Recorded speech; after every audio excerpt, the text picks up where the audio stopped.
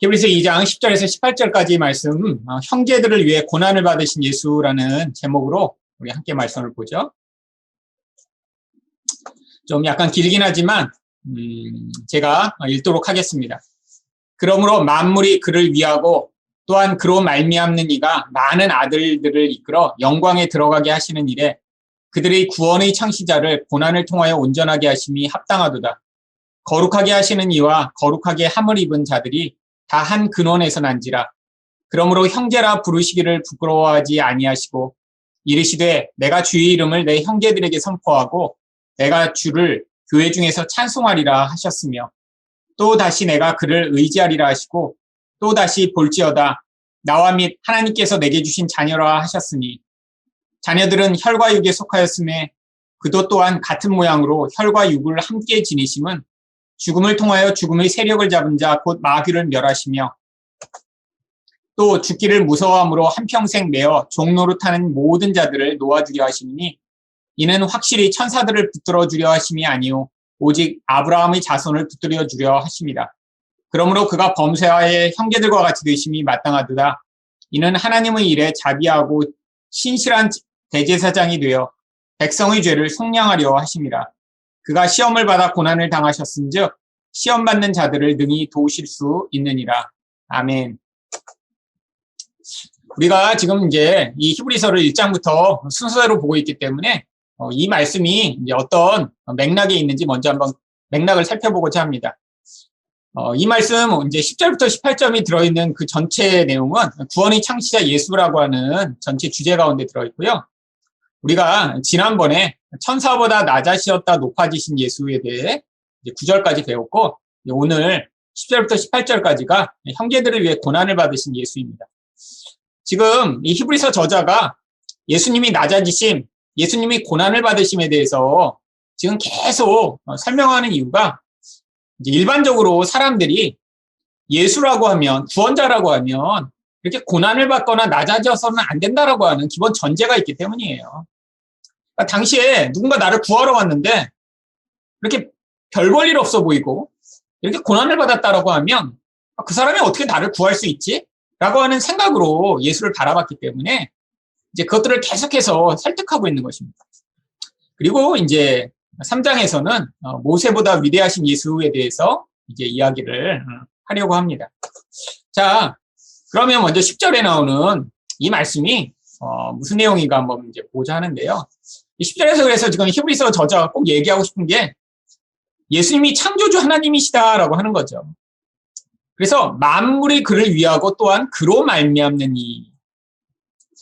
이것이 바로 성경에서 이 온 세상을 창조하신 창조주를 묘사할 때 주로 사용하는 구절입니다.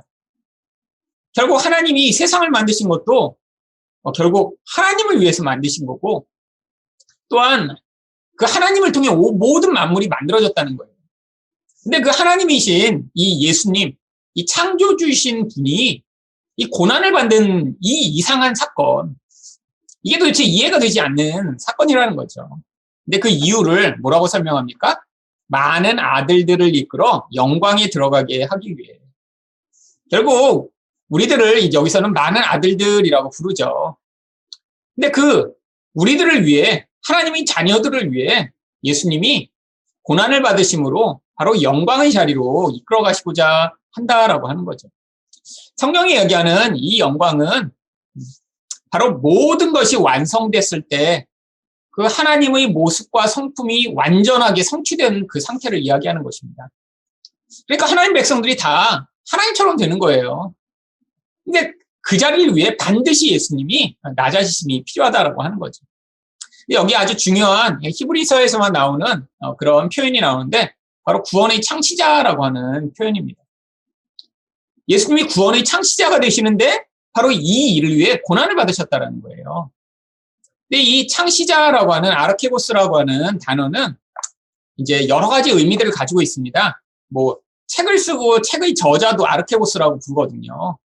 그런데 뭐 지도자도 아르케고스라고도 하고요. 혹은 시작한 사람, 개척자 등등의 뜻들을 가지고 있어요. 그런데 이 아르케고스가 구약 성경에서는 두 가지 의미로 사용됩니다.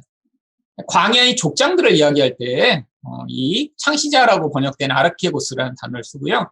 또한 전쟁의 용사들을 표현할 때도 사용합니다. 여러분, 이게 다 예수님의 이미지죠. 그러니까 구원이라는 게 구원의 창시자라고 그래서 우리는 뭐 구원을 그냥 시작한 분, 뭐 이 정도의 의미로만 끝나는 게 아니라 예수님은 어떻게 하신다고요? 바로 광야에서 족장들이 이스라엘 백성들을 인도하듯이 그런 인도자가 될 뿐 아니라 이 전쟁을 통해 그 싸움을 통해 우리를 그 전쟁의 승리로 말미암아 구원을 주시는 그런 분이 되시다라고 하는 의미까지도 포함되어 있는 것입니다. 왜냐하면 이제 하반절에 우리가 보게 되겠지만 이 우리를 구원하심으로 말미암아 예수님이 행하신 아주 중요한 일 중에 하나가 이 마귀와 싸움을 하신 거예요. 그래서 이제 이 내용이 이제 이런 내용도 포함된 것이죠. 11절을 보시면 거룩해 하시는 이와 거룩함을 입은 자들이 다 한 그릇에서 난다라고 얘기를 합니다. 자, 거룩하게 하시는 이는 예수님이죠. 거룩하게 함을 입은 자는 바로 성도들을 이야기합니다. 근데 한 근원에서 났다는 이 한 근원이 무엇인가요? 바로 다 하나님으로부터 말미암아 우리가 다 같은 출생으로 역임을 받는다라고 하는 것입니다. 아니, 예수님은 정말 하나님이시고 우리는 죄인인데 어떻게 다 한 근원에서 난 한 존재로 여길 수 있죠? 바로 우리에게 성령을 주심으로 말미암아 그 성령으로 우리를 바로 예수님과 같은 존재로 취급해 주신다라고 하는 말입니다. 그러니까 하나님 백성의 가치에 가장 중요한 가치는 어디에 존재하나요? 우리에게 성령이 존재하느냐 아니냐에 따라 우리가 하나님과 같은 존재가 되느냐 아니면 혈과 육을 가진 마귀와 같은 존재로 그냥 남아있느냐 이 차이가 그때부터 갈라지기 시작한 거죠. 그러니까 이것을 성경은 여러 가지로 표현하는데 뭐 질그릇 안에 우리가 보배를 가지고 있다라고도 표현하고요. 또 옛사람 안에 또 새사람이 존재한다라고도 표현하고요. 결국 구약 성경에서는 이런 모습들을 보여주기 위해 또 여러 가지 그림들을 보여주기도 합니다. 결국 우리가 사무엘상에서 배웠듯이 한 사람 안에 존재하는 이런 사울과 같은 욕망과 죄가 가득한 모습이 존재하지만 또한 하나님이 우리를 예수와 같은 자로 여기시기 위해선 성령으로 말미암아 새롭게 태어난 그런 존재가 함께 있을 때 하나님은 우리를 거룩하다라고 하시며 한 근원에서 태어난 형제라고 여기시는 거죠.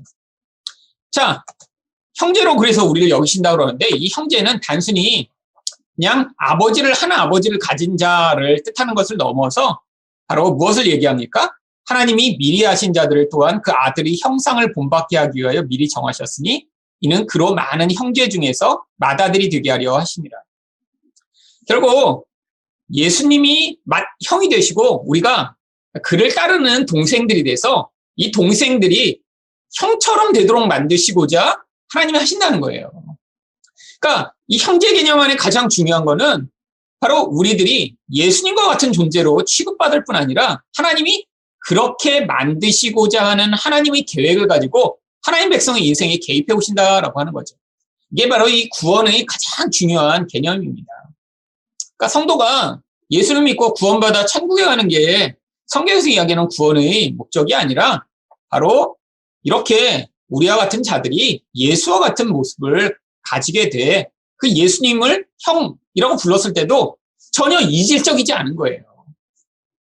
자, 그래서 그 다음에 이제 12절과 13절에서는 바로 이 내용들을 이제 구약에서 인용하여 이제 증거하고 있는 것입니다. 여기 빨간색으로 제가 이제 색을 칠해 놓은 게 이제 구약의 인용 구절인데요.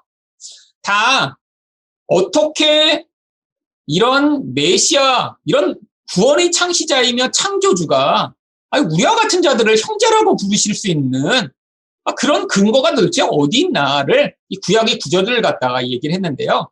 맨 처음에 나온 내가 주의 이름을 내 형제들에게 선포하고는 바로 고난을 마치신 메시아가 이제 같은 형제들에게 우리 하나님을 다 찬양하자라고 하는 그 구절에서 가져와서 자, 구약에 이렇게 메시아가 오시면 형제들을 향해 함께 찬양하다고 한 게 바로 이런 증거다라고 이야기를 하고 있는 것입니다.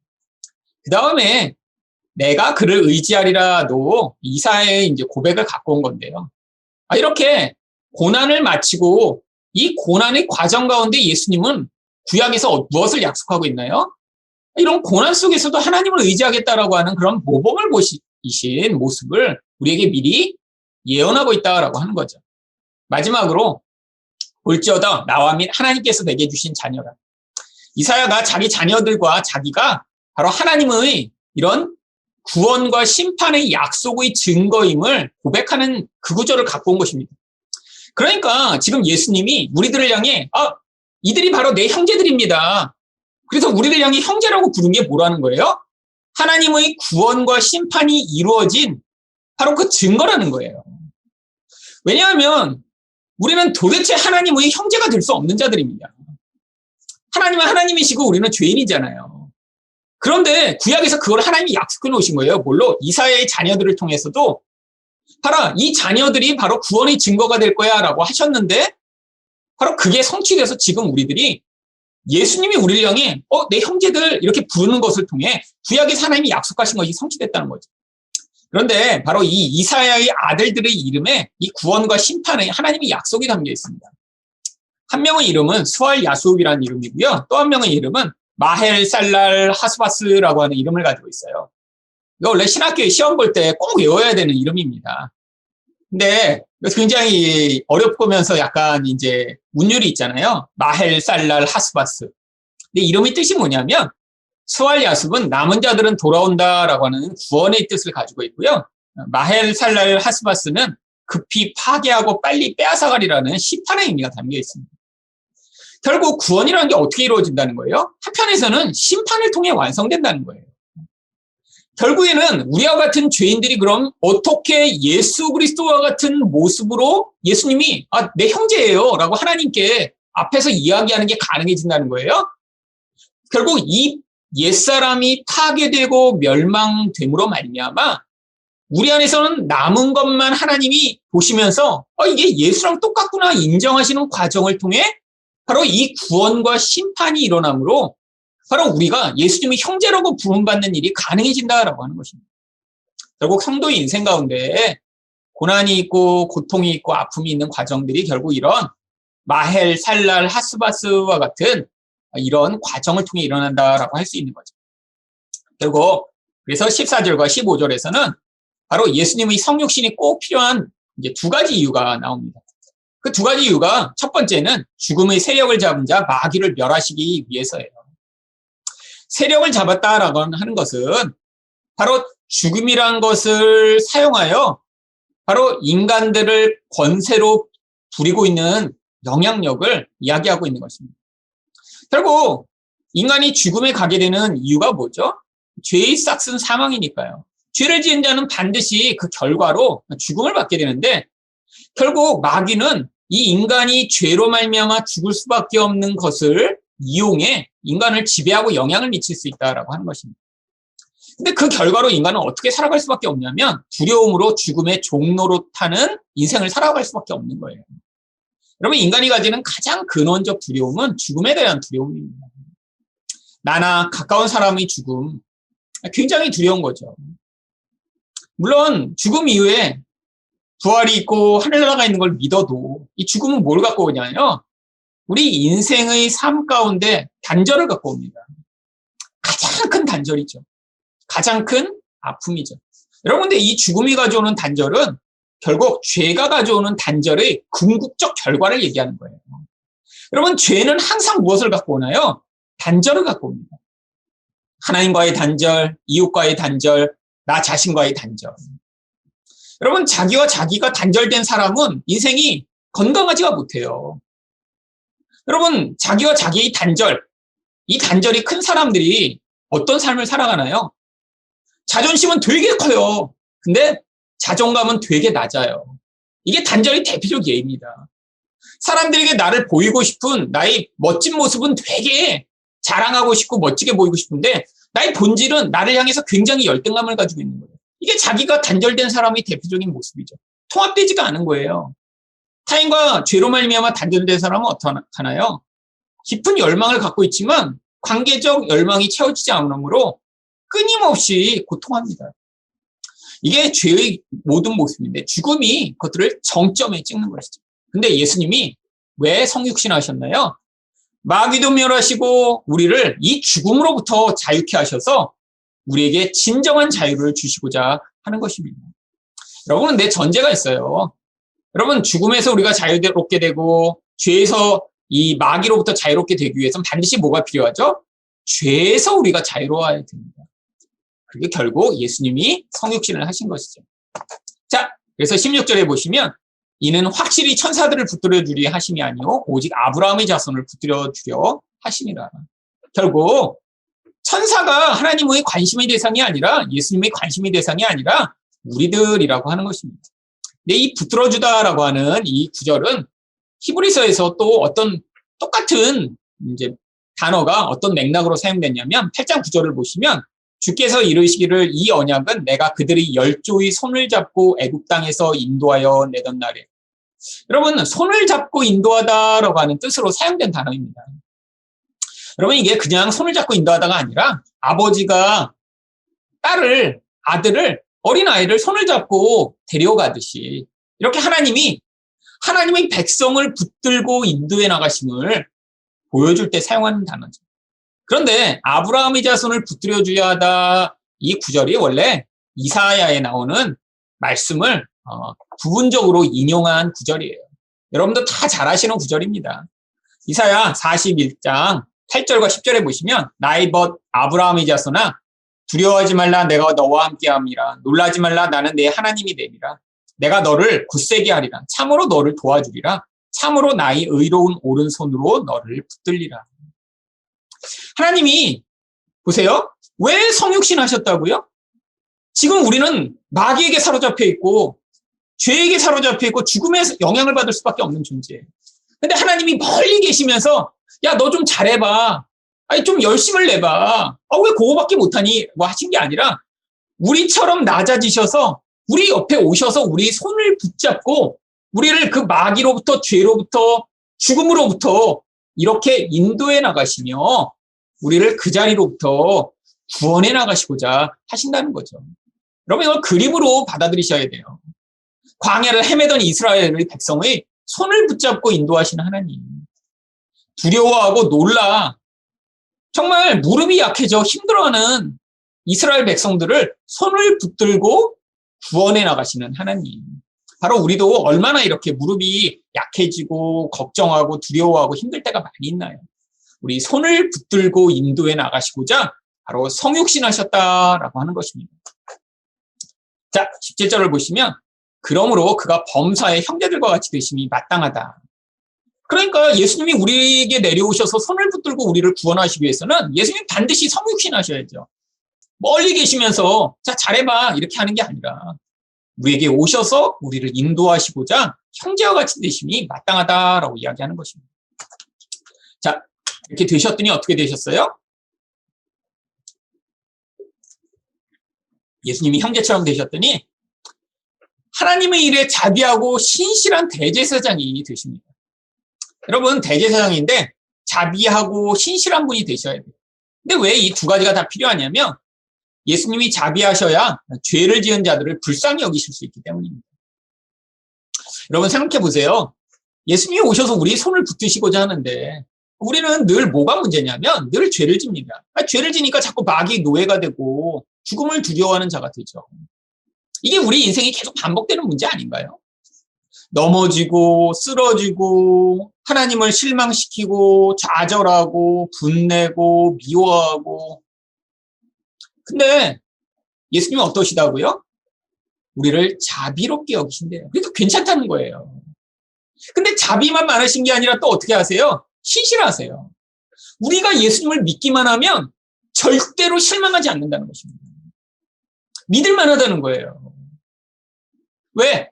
그분이 오셔서 우리가 아무리 연약해도 우리를 한번 붙들어 주시면 우리가 그 다음에 넘어지고 쓰러지고 자빠져도 계속해서 붙들고 우리를 인도해 나가실 수 있다는 거죠. 믿을만 하다는 거예요. 또한 형제처럼 되시니까 어떻게 하세요? 백성의 죄를 속량해 주십니다. 이 속량이라는 단어는 아주 중요한 이제 단어인데 헬라어로 힐라스코마이라고 하는 단어를 써요. 그래서 원래 구약 성경에서는 이제 제사를 통해 정결하게 하다라고 하는 의미로 사용되었었는데 결국 깨끗게 하여 이런 모든 죄를 용서한 상태를 이야기할 때 이 속량이라고 하는 단어를 사용하고 있습니다. 우리 예수님이 우리처럼 되셔서 결국 우리를 도와주실 수 있는 분이 되셨는데 예수님이 도와주시는 가장 중요한 목적이 뭐라는 거예요? 대제사장이 되어 속량해 주신다라고 하는 것입니다. 결국 우리 모든 문제의 근원은 죄로 말미암아 마귀의 노예가 되어 죽음을 두려워하는 삶이기 때문이죠. 마지막으로 그래서 한 번 더 히브리서 저자가 그가 시험을 받아 고난을 당하셨은즉 시험 받는 자들을 능히 도우실 수 있는. 여러분 하나님의 백성들이 예수님이 이렇다라고 얘기를 해줘도 끊임없이 자꾸 의심하는 게 뭐라는 거예요? 아니 나 같은 자를 도우실 수 있을까? 내가 이렇게 연약하고 내가 이렇게 시험을 당하고 이렇게 나는 온전하지 못한데 나를 그래도 계속 도우실까? 아니 지난번 100번 내가 이렇게 실수했는데 이렇게 예수님이 그래도 나를 도와주실 수 있을까? 그렇다는 거예요. 그렇다는 거예요. 100번 실패하고 100번 넘어져도 왜요?